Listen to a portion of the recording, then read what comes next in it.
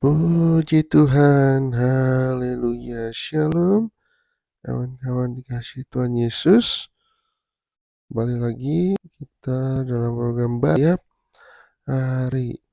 Kita akan terus membaca, merenungkan firman Tuhan.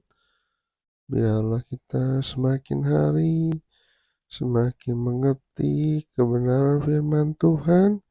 Semakin hari hubungan kita, kerohanian kita semakin kuat di dalam Tuhan Yesus. Biarlah roh kita terus menyala-nyala untuk melayani Tuhan, untuk selalu lapar dan haus akan kebenaran firman Tuhan. Karena di dalam hidup ini hanya firman Tuhan, hanya kebenaran kebenaran firman Tuhan, tuntunan Roh Kudus yang memberikan kita kepastian, yang menuntun kita kepada Tuhan Yesus, ya kan? Karena tujuan kita dalam hidup ini, ya tentu saja kita mau ke surga. Dari satu sisi, kita harus berjuang, berusaha untuk menjadi seperti Kristus, menjadi perasaan seperti Kristus, pikiran, karakter kita diubahkan. Ya, semakin hari semakin disempurnakan, semakin hari semakin seperti Kristus. Haleluya. Nah, kita akan melanjutkan membaca firman Tuhan pada hari ini, hari Jumat, kawan, ya kan? Nah, sekarang kita masuk ke dalam Keluaran 22. Sebelum itu, mari kita bersatu di dalam doa. Bapa yang baik, kami bersyukur Tuhan, karena Engkau selalu menyertai kami, memberikan kami nafas kehidupan, kesehatan, kekuatan. Itu semua berasal dari Engkau ya Tuhan. Terima kasih ya Tuhan atas anugerah-Mu, atas kasih karunia-Mu dalam kehidupan kami. Kami sangat bersyukur atas semua yang telah Kau berikan dalam hidup kami ya Tuhan. Terima kasih ya Tuhan. Nah, sebentar kami mau merenungkan kembali firman-Mu. Memberkati setiap kami. Tuhan berikan hikmat, berikan Roh Kudus-Mu, pewahyuan-Mu, agar kami dapat mengerti kebenaran firman Tuhan pada hari ini ya Tuhan. Dan juga kami juga dapat melakukannya di dalam kehidupan kami. Terima kasih Bapa. Memisahkan kebenaran firman Tuhan pada hari ini hanya di dalam nama Tuhan Yesus Kristus. Haleluya. Amin. Amin. Nah, kita akan melanjutkan membaca firman Tuhan kita di dalam Keluaran 22. Nah, Keluaran 22 ini ada 4 perikop, ya kan? Dan ada 31 ayat. Nah, kita langsung baca di dalam perikop pertama yang berjudul Peraturan tentang jaminan harta sesama manusia. Ayat 1, apabila seseorang mencuri seekor lembu atau seekor domba dan membantainya atau menjualnya, maka ia harus membayar gantinya, yakni 5 ekor lembu ganti lembu itu, dan 4 ekor domba ganti domba itu. Jika seorang pencuri kedapatan waktu membongkar dan ia dipukul orang sehingga mati, maka si pemukul tidak berhutang darah. Tapi jika pembunuhan itu terjadi setelah matahari terbit, maka ia berhutang darah. Pencuri itu harus membayar ganti kerugian sepenuhnya. Jika ia orang yang tak punya, ia harus dijual ganti apa yang dicurinya itu. Jika yang dicurinya itu masih terdapat padanya dalam keadaan hidup, baik lembu, keledai atau domba, maka ia harus membayar ganti kerugian 2 kali lipat. Apabila seseorang menggembalakan ternaknya di ladangnya atau di kebun anggurnya, dan ternak itu dibiarkannya berjalan lepas sehingga makan habis ladang orang lain, maka ia harus memberikan hasil yang terbaik dari ladangnya sendiri atau hasil yang terbaik dari kebun anggurnya sebagai ganti kerugian. Apabila ada api dinyalakan dan api itu menjilat semak duri, tetapi tumpukan gandum atau gandum yang belum dituai atau seluruh ladang itu ikut juga dimakan api, maka orang yang menyebabkan kebakaran itu harus membayar ganti kerugian sepenuhnya. Apabila seseorang menitipkan kepada temannya uang atau barang dan itu dicuri dari rumah orang itu, maka jika pencuri itu terdapat, ia harus membayar ganti kerugian 2 kali lipat. Jika pencuri itu tidak terdapat, maka tuan rumah harus pergi menghadap Allah untuk bersumpah bahwa ia tidak mengulurkan tangannya mengambil harta kepunyaan temannya. Dalam tiap-tiap perkara pertengkaran harta, baik tentang seekor lembu, tentang seekor keledai, tentang seekor domba, tentang sehelai pakaian, baik tentang barang apapun yang kehilangan, kalau seseorang mengatakan inilah kepunyaanku, maka perkara kedua orang itu harus dibawa kepada hadapan Allah. Siapa yang dipersalahkan oleh Allah haruslah membayar kepada temannya ganti kerugian 2 kali lipat. Apabila seseorang menitipkan kepada temannya seekor keledai atau lembu atau seekor domba atau binatang apapun dan binatang itu mati atau patah kakinya atau dihalau orang dengan kekerasan dengan tidak ada orang yang melihatnya, maka sumpah di hadapan Tuhan harus menentukan di antara kedua orang itu. Apakah ia tidak mengulurkan tangannya mengambil harta kepunyaan temannya, dan pemilik harus menerima sumpah itu, dan yang lain tidak usah membayar ganti kerugian. Tetapi jika binatang itu benar-benar dicuri orang daripadanya, maka ia harus membayar ganti kerugian kepada pemilik. Jika binatang itu benar-benar diterkam oleh binatang buas, maka ia harus membawanya sebagai bukti. Tidak usah ia membayar ganti binatang yang diterkam itu. Apabila seseorang meminjam seekor binatang dari temannya dan binatang itu patah kakinya atau mati, ketika pemiliknya tidak ada di situ, maka ia harus membayar ganti rugi sepenuhnya. Tetapi jika pemiliknya ada di situ, maka tidak usahlah ia membayar ganti kerugian. Jika binatang itu disewa, maka kerugian itu telah termasuk dalam sewa. Apabila seseorang membujuk seorang anak perawan yang belum bertunangan dan tidur dengan dia, maka haruslah ia mengambilnya menjadi istrinya dengan membayar mas kawin. Jika ayah perempuan itu sungguh-sungguh menolak memberikan kepadanya, maka ia harus juga membayar perak itu sepenuhnya sebanyak mas kawin anak perawan.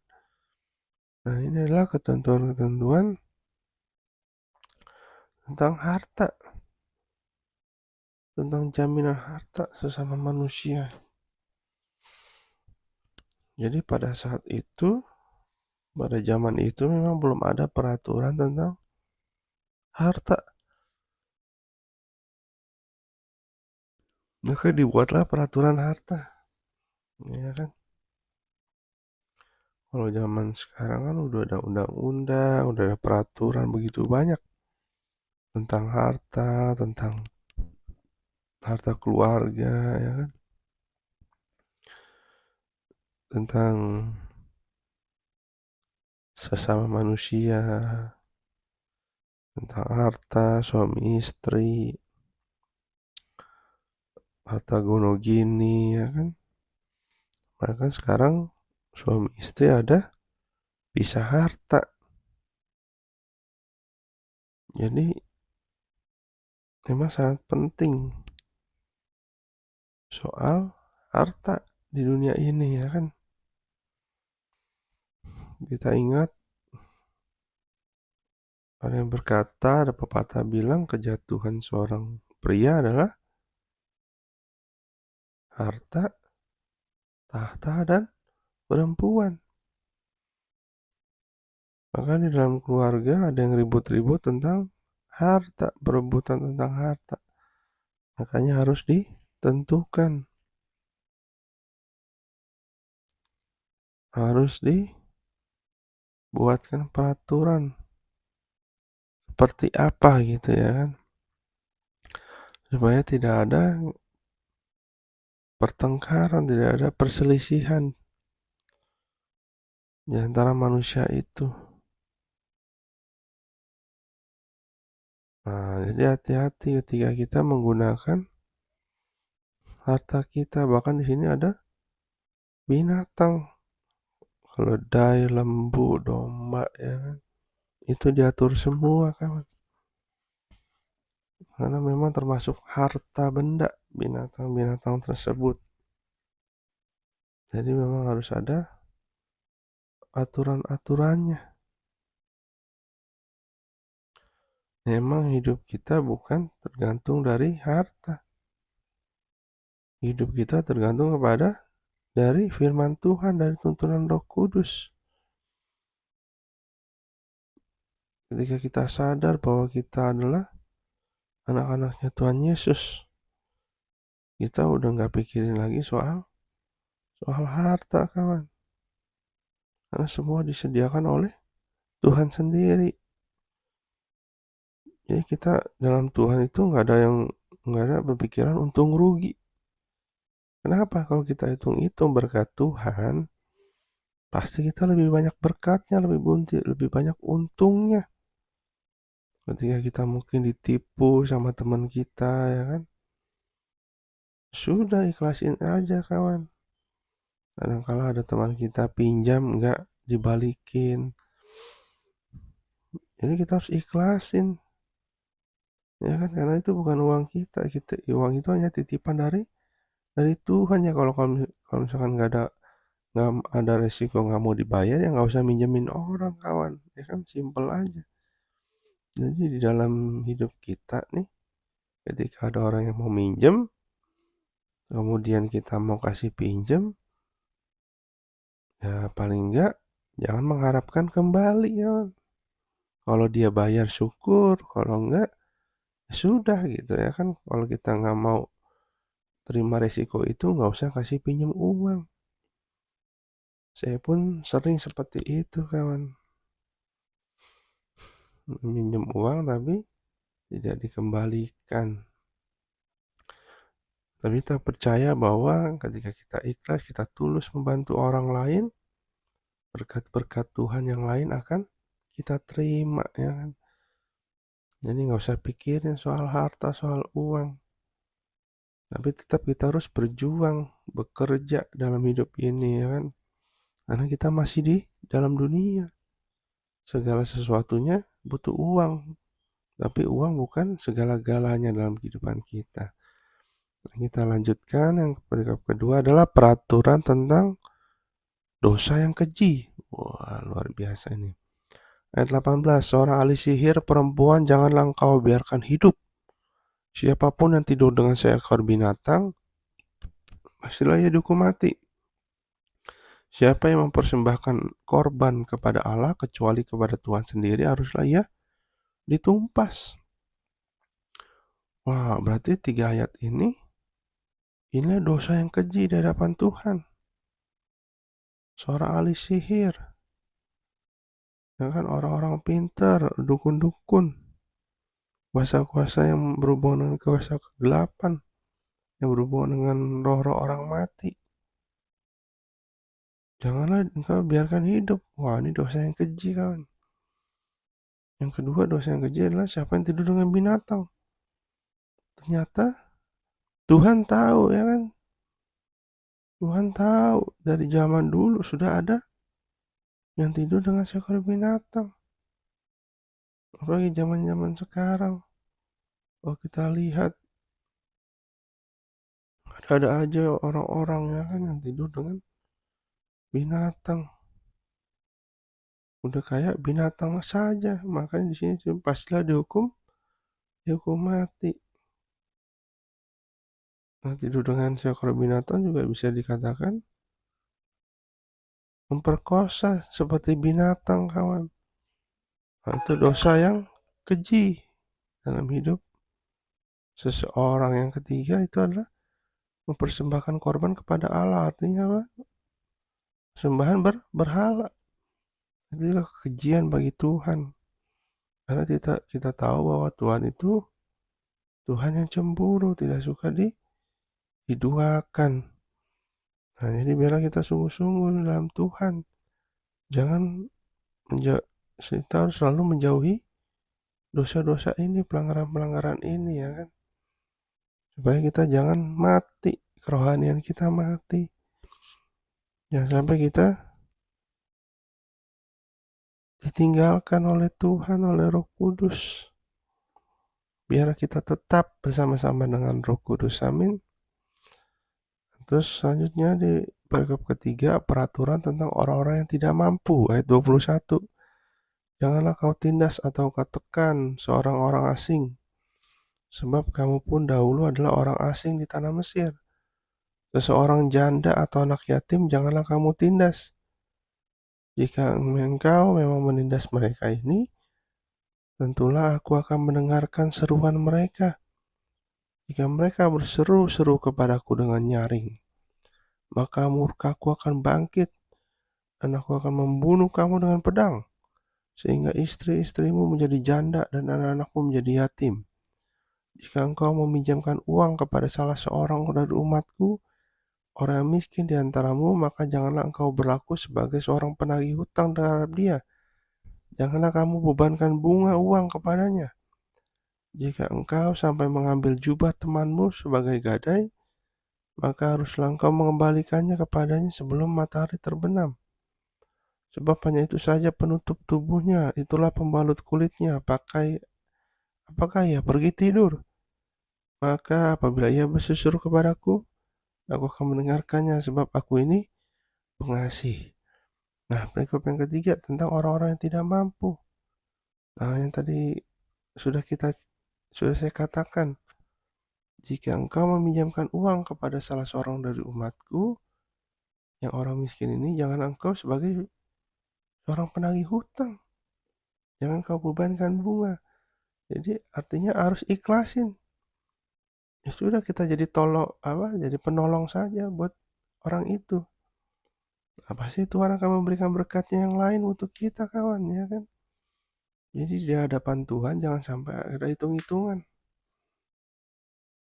Juga kepada orang-orang yang tidak mampu, jangan bersikap semena-mena, sewenang-wenang gitu, ya kan? Gak usah kita menolong, jangan menindas. Kita harus memberikan pertolongan, memberikan kasih sayang kepada mereka, kawan. Inilah yang Tuhan ajarkan.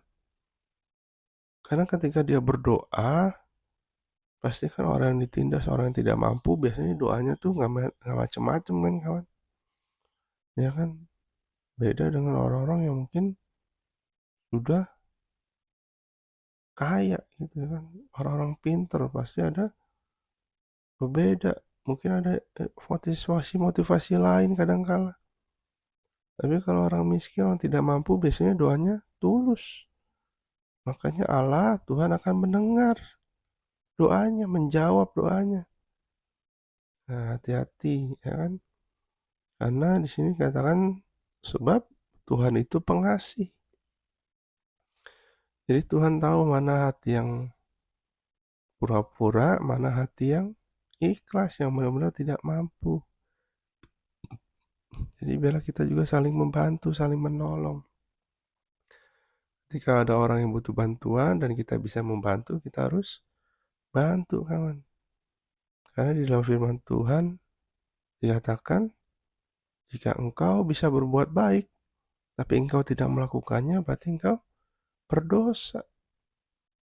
Jadi ketika kita bisa berbuat baik, kita lakukan, ya kan? Supaya nama Tuhan dipermuliakan dalam kehidupan kita. Nah, yang terakhir, dalam perikop berbagai-bagai peraturan. Ayat 28, janganlah engkau mengutuki Allah. Dan janganlah engkau menyumpahi seorang pemuka di tengah-tengah bangsamu. Janganlah lalai mempersembahkan hasil gandummu dan hasil anggurmu. Yang sulung dari anak-anakmu lelaki haruslah kau persembahkan kepadaku. Demikian juga harus kau perbuat dengan lembu sapimu dan dengan kambing dombamu. 7 hari lamanya anak-anak binatang itu harus tinggal pada induknya. Tetapi pada hari ke-8 haruslah kau persembahkan binatang-binatang itu kepadaku. Haruslah kamu menjadi orang-orang kudus bagiku. Daging ternak yang diterkam di padang oleh binatang buas, janganlah kamu makan, tetapi haruslah kamu lemparkan kepada anjing. Nah, yang terakhir ini tentang berbagai-bagai peraturan. Nah, kita dikatakan jangan mengutuki Allah. Jangan menyumpahi seorang pemuka di tengah-tengah bangsamu. Berarti kita jangan pernah ngomongin pendeta-pendeta, hamba-hamba Tuhan, ya kan. Sekarang zamannya zaman teknologi, YouTube begitu banyak. Jadi biarlah kita jangan ngomongin hamba-hamba Allah, pendeta-pendeta, ya kan. Yang berbicara, yang berkhotbah di dalam YouTube. Harusnya kita doakan supaya kita sama-sama dalam satu tubuh Kristus.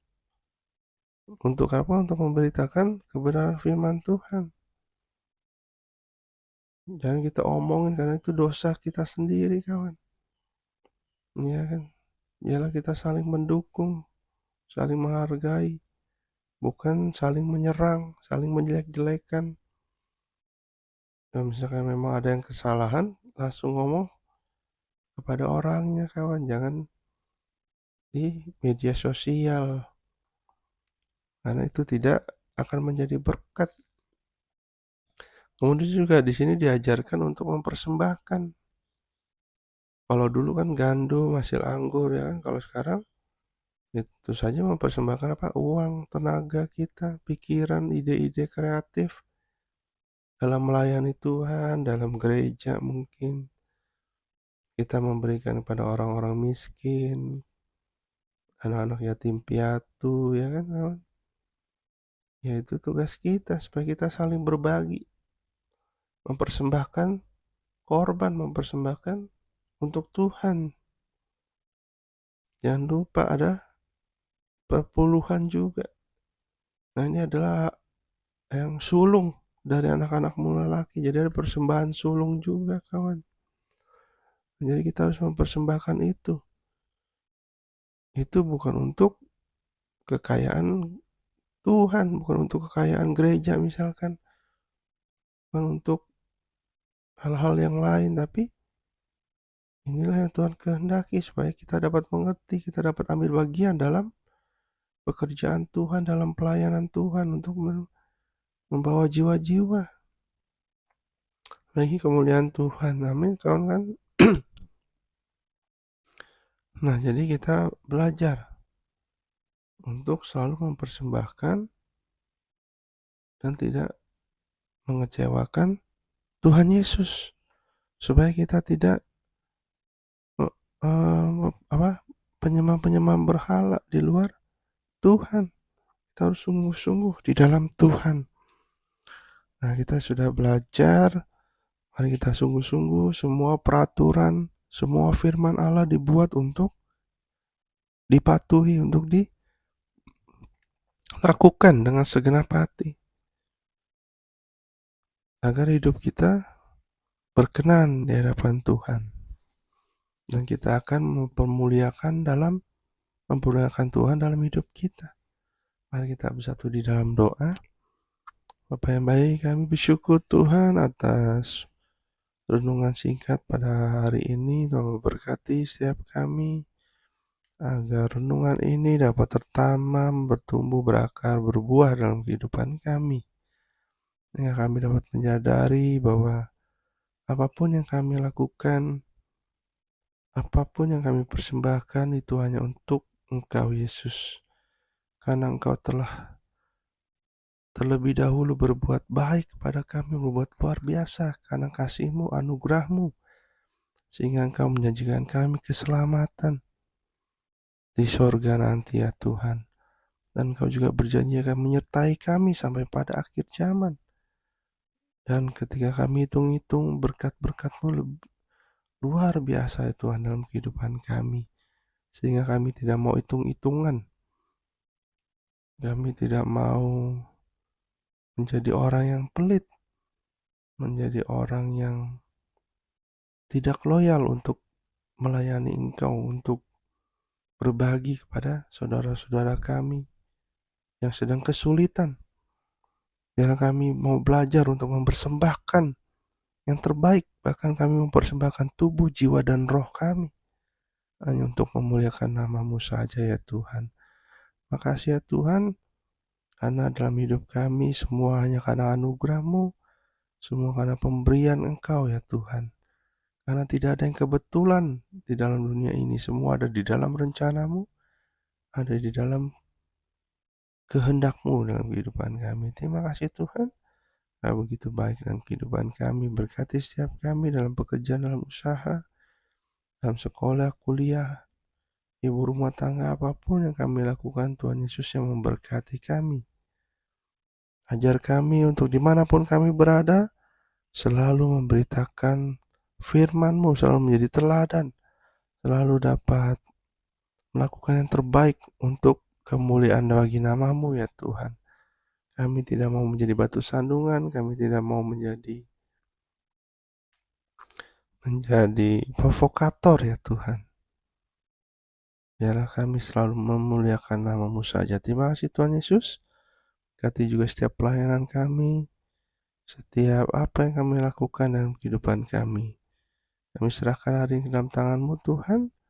Kami percaya hari ini adalah hari berkat, hari ini adalah hari kemenangan bersama dengan Kristus. Dan hari ini adalah hari pengalaman yang luar biasa bersama-sama dengan Engkau ya Bapa. Terima kasih Tuhan, di dalam nama Tuhan Yesus Kristus. Haleluya, amin. Terima kasih kawan.